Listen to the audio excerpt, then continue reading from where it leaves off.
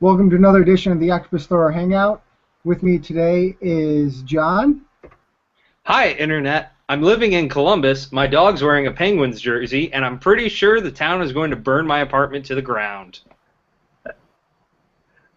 Great way to start it off. And we have Nick. I can't match that, but I'm just going to say hello from Chocolate Town to Hockey Town like I always do. And as always, I'm your host, Peter. Let's jump into talking about the regular season. We ended up making the playoffs, second wild card. Did they accomplish what you expected out of them this year? Going into the season, I was really expecting them to be second-tier Stanley Cup contenders. Not quite on the level that everyone thought the Bruins, the Penguins, the Ducks, all of that were, but sort of at the level to where if you said the Wings have a shot at winning the Cup, you weren't completely crazy. I feel like most people kind of expected the Atlantic Division was going to be the Bruins, the Red Wings, and then everyone else. So in that sense, they really kind of disappointed. But given everything that happens, I'm pretty happy with an 8th seed. Yeah, I'll play off of that. I think if you think about where the team was in the off season, they signed Daniel Alfredsson, they signed Stefan Weiss, I guess. He's mostly a myth, but anyway, I think they signed Weiss, and I think that if you look at the team that came back at the end of last season and how close they almost came to unseating the Blackhawks on the way, and then you add those additions in, yeah, I expected more from them, but then nobody likes to use injuries as an excuse, but I think the Red Wings are a team that definitely can do that legitimately, and so given the fact that they had so many injury problems, I'm just happy that they made the playoffs in any way. Yeah, and I feel like a lot of fans feel that way as well. I mean, in the off season, you have Datsuk Zetterberg. You bring in Daniel Alfredsson, who's he's 41, but he's still a contributor. They ended up tying Cromwell for most points by a Detroit Red Wing, which probably wouldn't have happened if Datsuk and Zetterberg stayed healthy. But I mean, he was big for the Red Wings. It's a shame Stephen Weiss didn't really work out this year, but we have 4 more years with him, so hopefully it will next year and the years after that. I agree with both of you guys. Going into the season, you expect this team to do well. Our defense is a little shaky even at the beginning of the season, and you saw a couple guys having to get making their way to the Lano Lounge for a couple games because of their play. And, injuries devastated the team. And the good thing for Detroit is that the young guys stepped up and they played well. And now we're at 23 playoff appearances in a row. Should we reminisce on what we were doing the last time they missed? Because I know I was 2 years old living in Los Angeles, California, and I don't remember much. I was about 2 years old as well, and yeah, I was probably closer to 1, so I was probably crying. Not that be good. I'm a little bit older, so I can actually remember that, and I was probably just looking at my Yzerman poster on the wall and shaking my head in quiet dismay. So who was your MVP of the season? Well, how do you not go with Gustav Nyquist at this point? I mean, thanks to me writing about him, he goes on, the big streak and everything. Nick, if you missed the joke, on January 19th, I wrote something about how Nyquist had kind of been disappointing so far. And then January 20th, he goes on like a 20-game scoring streak. So I like to take credit for it. I did not miss that because I am the mastermind behind the Church of Nyquist. If you know. So I know exactly all about that, as a matter of fact. Yeah, it's hard to pin it on anyone else but him at this point. With that many people out of the lineup and being on the outside of the playoff picture looking in, they definitely needed someone to step up. And I won't sit here and act like the Leafs losing 10 of their last 12 wasn't a huge reason for the Wings to make the playoffs. But without Gustav Nyquist, it probably wouldn't have happened either. Oh, I can't really argue with that. Of course, everybody knows how I feel about Nyquist. So I guess if I was going to name like a secondary MVP, maybe Thomas Tatar. I mean, even Nyquist needs some help scoring goals sometimes, and I think Tatar really stepped up. Alfredson was also pretty big, so I mean those two guys stood out for me as being, the non-Gustav Nyquist MVPs of the team. Yeah, like John and Nick said, it's hard not to name Nyquist the number one MVP. But I think my number two will surprise everyone, and I'd go with Jonas Gustafsson. I do not think the Redmonds would be where they are if Gustafsson hadn't been able to step in those few times that Howard went down, or just to give him a rest every now and again. He picked up 16 wins for the Red Wings. He was 16-5-4 in 27 games. I mean, he came up big for Detroit. He really did.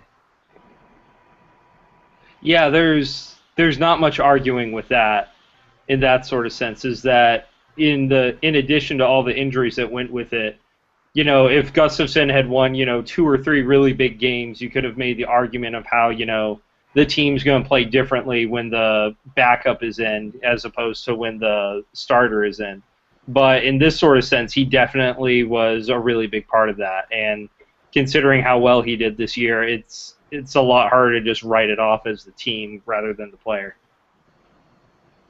Yeah, I think having the full off season, really helped him, mesh his game back into what he was before. I think last year was it was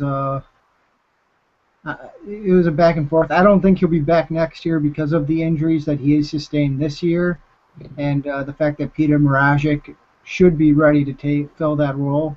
But I mean, he came up big for Detroit when they absolutely needed someone to come up big in net. He was a little scary to watch sometimes. His style is a little it works on your nerves a little bit. You're a little scared. It seems like he's out of position, but he really gets it done. He got it done this year, so can't argue with the results. Yeah, he has a little bit of the Dominik Hasek in him, where you go, no, don't leave your net, don't leave. Okay, you made a huge save. That completely okay. We're okay now, but don't do it again. Oh my God, you're doing it again. Don't do it again. Okay, you made the save again. Okay. So you have to be lucky to be good sometimes. Absolutely. What is your favorite moment of the past season? Whether it be a goal, a play, a check, There was a couple that went with it through it. Watching that shootout victory over Chicago was really nerve-wracking because while I don't mind the shootouts, I hate when Detroit's involved with one because my adrenaline gets a little out of control. But watching that was definitely a really high point for me. And I feel like you can pick any litany of Gustav Nyquist moments, but I definitely like the one where it was earlier in January, and he kind of went by 2 Dallas Stars players, and they actually ended up running into each other. Tatar? Yeah, the Tatar one. Yeah. Totally. I think for me it was definitely Nyquist scoring as soon as he got called up, just because we were talking to some other Red Wings writers and sort of when we started the Church of Nyquist, it was sarcastic actually. It was very much sarcastic in the sense that everybody seemed to be, oh, when are they going to call Nyquist up? Why won't they call him up? And we're like, well, one guy's not going to be the savior for this team, even Nyquist. And then he gets called up and he scores right away, and we're like, oh no, it's not sarcastic anymore, and it certainly wasn't by the end of the season. But I think that one was what set off Goose hysteria, at least for me. I was like, oh my gosh, he paid immediate dividends, and then he did go through a little bit of a slump, but he sure as heck found his form after that. So yeah, the first goal for Nyquist. I'm gonna go with the first goal as well this season, and but it's gonna be a different player. Darren Helms returned to the lineup after almost 2 years on IR. He came back against Edmonton, scored his first goal, and he had the speed and everything, and he's he's been great on that third line with now Alfredson and Johan Franzen. I mean, his speed is incredible. He gets chances, and that's probably my biggest moment is when against Edmonton you see him get the breakaway, and then he finishes it, and that was a pretty great return for a good player. Probably my second was Ryan Sproul's big hit on Sunday. I mean, that just reminded me so much of what Vlad would do in the corners that it almost brought a tear to my eye. You mentioned Darren Helm, and another real big thing for me this year was when the Islanders were in town, and Darren Helm had that breakaway where he had to fight off the defender, and then he collided with the with whoever the Islanders happened to have in net that night, and he was still able to score. I thought that was pretty incredible as well. Yeah. Okay, let's leave the regular season and let's talk about the playoffs. No one's expecting Detroit to win. I don't think there's been very few people who are predicting the Red Wings to beat the Bruins in the first round series. Is that going to be a motivator for the Detroit Red Wings, or do they need motivation, or will they even pay attention to what everyone's saying outside the locker room? Very few people picking the Red Wings to win. Is anybody picking the Red Wings outside of the Detroit area? Is a better question. Yeah, I mean, I think I'm not a professional athlete. I'm not even that good an amateur athlete. I don't know if the whole nobody believes in us thing actually does work on professional athletes. I guess part of me thinks that it could be, especially for a team like this one, that if Coach Babcock decides to go that route, that maybe that will have some effect. But on the other hand, these are professionals. You would hope that they would be up for the challenge no matter what the circumstances are. And in that case, I don't know how much of a factor that would really be. But I don't know. I mean, we all know Babcock is a good motivator, and if he thinks that's the right button to push, then I'm sure he'll push it. Well, as someone who is a first-round pick for a beer league team, I can say I'm not a professional athlete either. But, yeah, I think most people aren't picking Detroit because they're reasonable people. It's not entirely outside of the realm of possibility, but for me, I'm looking at this more as I just want Detroit to be tough to eliminate. And I want it to be a good experience for all the younger guys. A lot of the people up there may not have a whole lot of NHL playoff experience. But at the same time, you got to figure someone like Daniel Alfredson might look at this as potentially his last shot. Or you're going to have people like Datsuk and Kronwall standing around looking at each other saying, hey, remember last year when they thought we were going to get eliminated right off the bat? Or this time or that time? I think it's a real good combination of youth and veteran experience that might be able to make something happen. That being said, I'm not holding my breath. Yeah, it's definitely going to be a tough series, but at least in the regular season, the Red Wings went 3-1 against the Bruins. I think the only Michigan beat writer or Detroit beat writer who's saying the Red Wings are going to win is Helen St. James. And there's been like 2 or 3 national people have done it. Luke Robitaille picked the Red Wings. And Chelios did too. Chelios picked the Red Wings to win it all like 4 months ago. Pretty much at the beginning of the season, Chelios said that. So, but it was nice to see Robitaille kind of go with the Red Wings, and then the host of the show went with the Red Wings as well. If they're going to use it for motivation, every now and again you hear stories about players that put up clippings in their lockers to kind of help get the juices going before a game or something like that. Maybe that'll happen. I doubt Babcock will really bring it up unless he has to. But you have Alfredson in the locker room. You have Datsuk, who's lifted the cup twice in the locker room. I don't think this team is going to be looking for motivation outside of the players that they have. So I'm not sure it'll be a big motivator for the team. You know, John mentioned something else with the younger players too, and that's another thing that I'm not sure actually exists in real life, but talking heads in sports like to talk about, and that is, well, maybe the younger players will play like they don't even understand how much pressure they should be under, which I guess it would be nice if that's the case too. Yeah, I think having been in Grand Rapids for this long, they understand what it means to play for the Red Wings come playoff time. Probably because every time it happens, they wish they were there. But Peter, you mentioned the stuff about it being used as motivation and clippings for it. I want to say it was 2010-ish. The Wings were in the second round and they were down 3-0 against San Jose. And they always talk about, what a feat it is to come back from being down 3-0. It's only happened 3 or 4 times. And Jimmy Howard basically said, well, why can't it happen to us? And when I thought about it, I was like, that's actually a pretty good point. You can't come up with a ton of reasons why it couldn't happen. Like I said before, that doesn't make it very likely, but there's no reason to write them off 100% before the match even starts. Absolutely.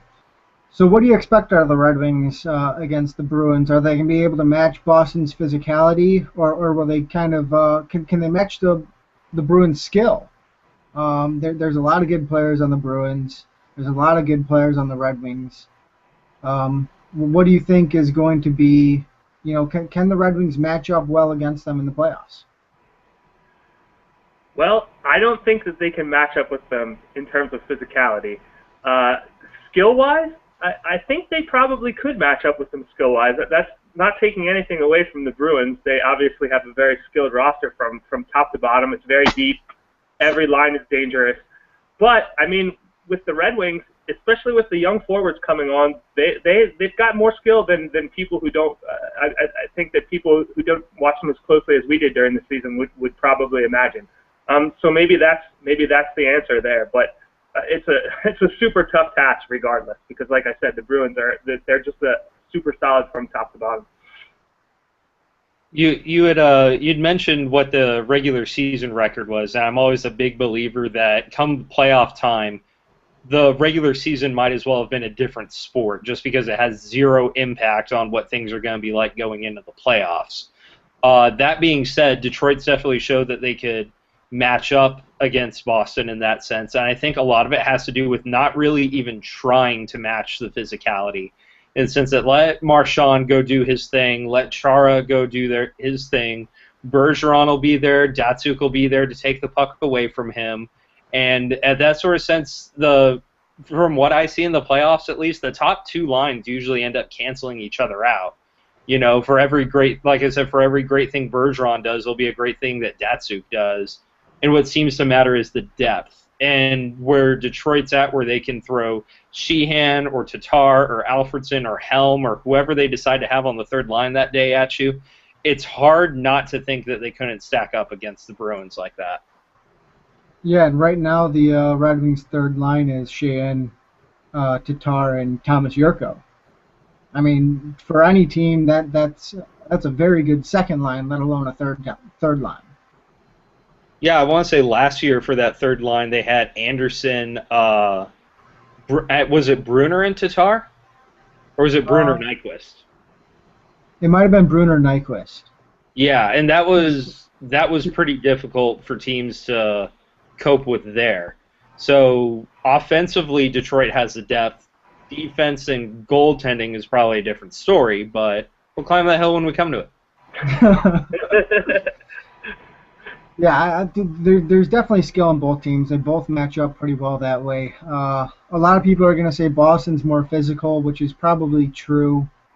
But I would say don't forget about, Luke Glendening, who's going to try and get into everyone's head.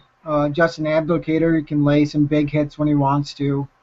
And even Johan Franzen can get that big body in front of people. He doesn't necessarily hit hard or anything like that, but he'll get in front of you and make life difficult on you. And then you always have Nicholas Lindstrom patrolling that blue line, waiting for someone's head to go down so he can just clobber them.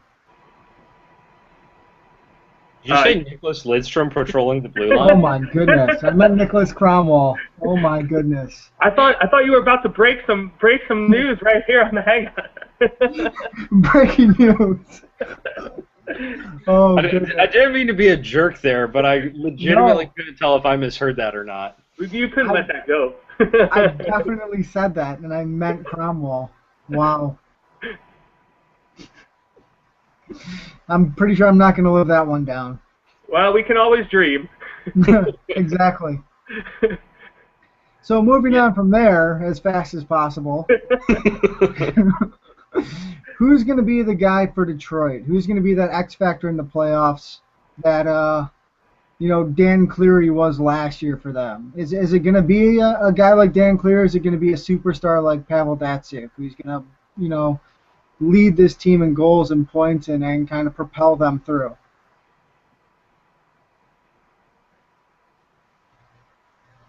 John? Oh, we're going to go with me. I'm expecting a lot out of Daniel Alfredsson, honestly. The guy had 10 points in 10 playoff games last year. They against Montreal and Pittsburgh, those certainly aren't cupcake teams either. So while he may not get the same amount of ice time that he would have in last year, I think that there's a really good chance that he can really step up with anything. Because as far as Datsyuk goes, he's not 100%. I'm not expecting too much out of him.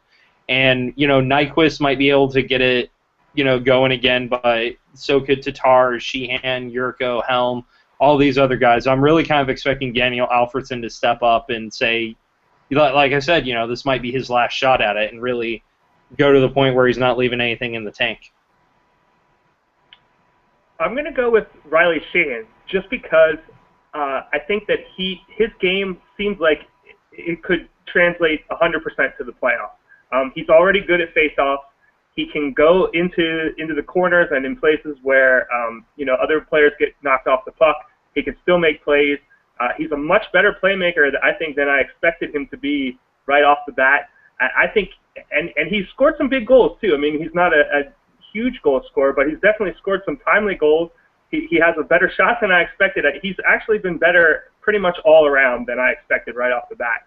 And I think if you're looking at people who might not be people's first or second pick to be, to kind of make plays that would swing a series maybe in the Red Wings' favor, that's a guy I'm looking at right there. Nick, I actually have to agree with you there, and for completely opposite reasons. One of the reasons I really like Riley Sheehan is that he will go to the net. Without being told, he goes there, he mucks it up. Especially on the power play, he'll go there, he'll get the puck, right down low in front of the net, and you either pass it off or try and stuff it in. I mean, that's a quality that not many hockey players have, that, just going to the net, making stuff happen down there. But I also see John's point with Daniel Alfredsson. It could be his last year. Why would he leave anything in the tank? Just go all out and get some good shots and see what happens. I can see a lot of people up and down this lineup. The only one I can't really see scoring and turning the tide would be Luke Glendening, but you never know with him. He could go on a rampage in the playoffs. Provided Riley Sheehan doesn't involve being intoxicated in a Twinkie Winky outfit, I think he could do well. Oh, jeez. Hey, Glendening only needs to score a couple goals to top what he did in the regular season, so you never know. That's true. He only needs 2. So we were talking about Jimmy Howard, or John brought up Jimmy Howard a little earlier. How do you think he will do in the playoffs this year? He had a rough season, good last 10 games of the season, but other than that, it was kind of a down season for him. I think Howard's pretty good at calming himself down once he gets into. Sorry, Nick. No. Go, John.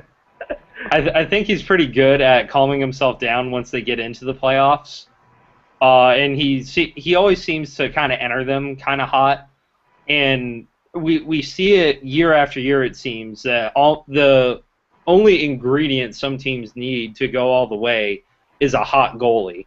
So Howard's never really pulled that off before, but if he ever does, look out. Now, that's the issue, though. I mean, I don't want to speak ill of Jimmy Howard. I believe in him as much as I can, but I don't think that he's ever shown himself to be the kind of goalie that just goes in and steals you a series. And I think that's what you're referring to, right? For a goalie who just gets hot at the right time in a series, wins some games for you that you probably didn't deserve to actually win. And yeah, I mean, people can say, well, Chris Osgood was never that way for the Red Wings, but those were different teams, and they never really needed Osgood to steal a series for them. I think this team might need that, like if they were going to make a serious run, and I just don't think that Howard has shown that he's able to do it so far. I would like to be surprised. I'm hoping to be surprised. Go ahead, John. I've always been a real big believer that you get your two types of goalies, and I'm sorry if I've told you this one before, Peter, to where you have your Lundqvist, your Pekka Rinne, your real elite goaltender. They'll steal a game for you or even a series for you, and then you have your middle of the road sort of guys. I throw Carey Price into that category. Jonas Hiller, maybe not lately, but usually is a pretty good example of that. Guys that are good enough to give you a chance, but you still got to have a whole lot in front of them to pull it off. The way the Red Wings used to be, they had one of the best blue lines in the game, and they had Hall of Famers on almost all four lines. So having a goalie that was just good enough was all that you were ever going to need out of Chris Osgood or Mike Vernon. As to where now, with the way the blue line is going to be, they're going to need Howard to take a step to a Hasek sort of level if they're going to do any damage. Yeah, I mean, last year he posted his best numbers in the playoffs. He was .924 save percentage and a 2.44 goals against average. Normally you look at those and go, well, that's not. It's good. It's not great for the playoffs. It's not a guy who's gonna get you to where you need to go, but over his last 4 seasons with Detroit, it's usually been right around there. 2 years ago, when we got knocked out in the first round, he did not do well at all at only a .88 save percentage and a 2.68 goals against average. But, I mean, the way I look at him, I think he can do it. He won't steal you a series, but he can steal a game. And sometimes a game is all you need. You just need that one game, and then everything turns around. And that's kind of who he is. He's not gonna win you 4 games, but he can win you 1. I think that's a pretty fair assessment. It would have been nice if he had won one of those against Chicago last year, but I'll take what I could get. I mean, that was a rough year. I mean, I think we all went in there expecting to kind of get hurt, and we made it to the 7th game in OT, which we probably didn't, deserve because of the goal got waved off. But you take it. Real quick, you mentioned Howard's stats. I think if they were to make a serious run, he'd probably have to post the best numbers of his playoff career. Can he at least match what he did last year this year, do you think? Not against Boston. Yeah, I don't know. That might be a tough task. I would be curious too if he comes out of the gate slow. If they would consider putting somebody else in there. I hate saying that, but I mean you're up against the top team in the East, and you probably need to empty the whole clip, so to speak. So. I mean, I would hate to even think that it would come to that, but just curious. Yeah, because for the 2008 Cup run, I might have this backwards, but I'm pretty sure they started out with Hasek, and that wasn't working out so well. So then they switched over to Osgood, and that did work out pretty well. Granted, going from Hasek to Osgood isn't nearly the same thing as switching from Jimmy Howard to Jonas Gustafsson, but even the Penguins last year went from Fleury to Vaucoon and were able to go pretty darn far with it. So I guess it all depends on what Jonas Gustafsson has in him, because I could be wrong. I don't know if he's even ever played in the playoffs. Let me look that up right now. He has been with the Leafs. Yeah. No, he's never played in the NHL playoffs. Yeah, so if given the chance, who knows what he would end up doing with it, you know? Yeah. He seems like the type of goalie. Again, I think this speaks to his kind of frantic style. He seems like the guy who would more kind of pull off something that you wouldn't believe and just start standing on his head and win you a game that you weren't expecting to win. I really wish that at one point Mike Babcock would have the fortitude to just say, you know what, Game 1, Howard. Game 2, Gustafson. Game 3, Mrazek. Game 4, McCollum. Just throw different goalies in there each and every time, and the Bruins won't know what to study on video beforehand and have no idea what to prepare for. No.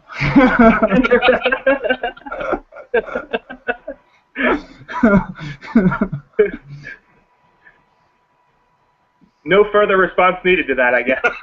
No, this isn't the Olympics.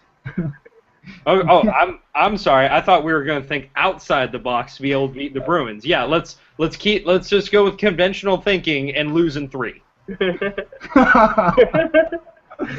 Well, I think that leads us perfectly into our next part, which is predictions for the series. Who will win? How many games? And will it be a close series? Whew. Do we usually get torn apart for picking the other teams? Because I feel like I was on a couple of these last year and always picked against the Red Wings, and it worked pretty well for a while.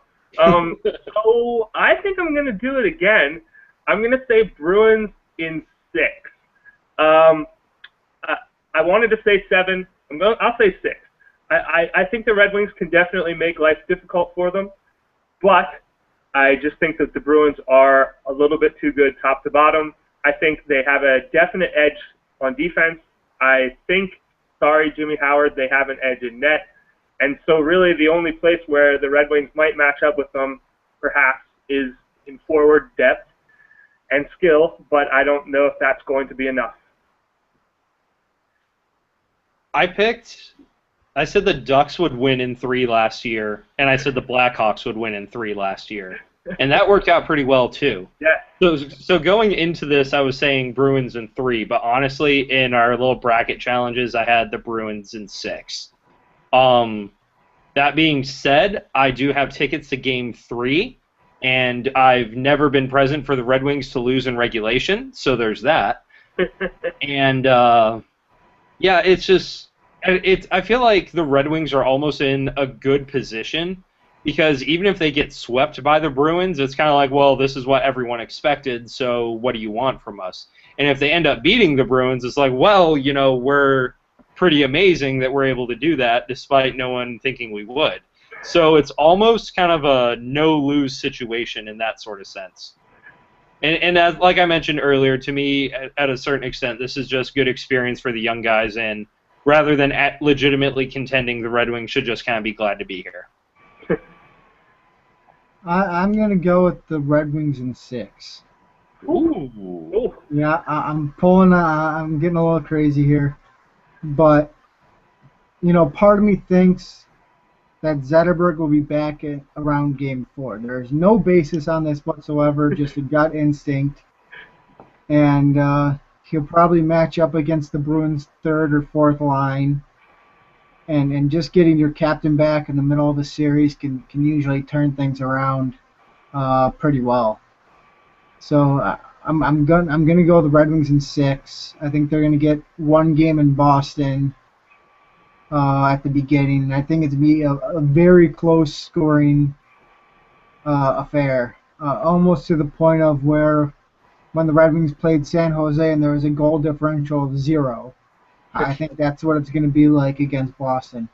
The Red Wings are going to either be up by a goal, it's going to be even, or down by a goal, but they're going to somehow pull it out in 6 games. I like your faith. I had something, but I lost it. I think that seems to happen every time with you, John. I need to just start writing things down as other people are talking like I'm a lawyer. Do either of you have any last comments? Looking forward to Nick Lidstrom's return. Boy, if they get Lidstrom and Zetterberg back in the middle of the series, can I change my prediction? No. Greg Wyshynski on Puck Daddy had mentioned something about it, and he said there was the potential for Kronwall to send Marchand into orbit at some point in the series. I don't think that people that are as detached from the Red Wings understand that Kronwall hasn't hit anyone like that in a while now, it seems. But if it does happen, couldn't it happen to a nicer guy? I think he's kind of gotten back to his physical ways recently. He did tag that one guy pretty well. I forget which team it was against or anything like that, but he laid a nice Cromwell down, or a nice hit down.